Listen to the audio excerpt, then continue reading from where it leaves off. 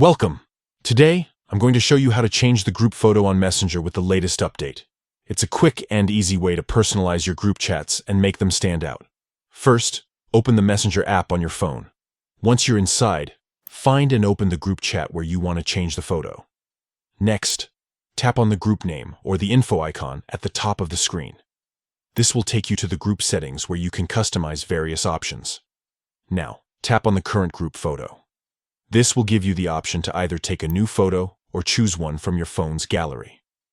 Select the photo you want to use for your group. You can crop or adjust it if needed. Then just save your changes. And that's it. Your group photo is now updated and will be visible to all members in the chat.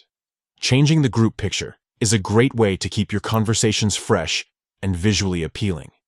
If you want to add even more personality, you can also edit the group name in the same settings menu. Thanks for watching, and enjoy customizing your Messenger groups.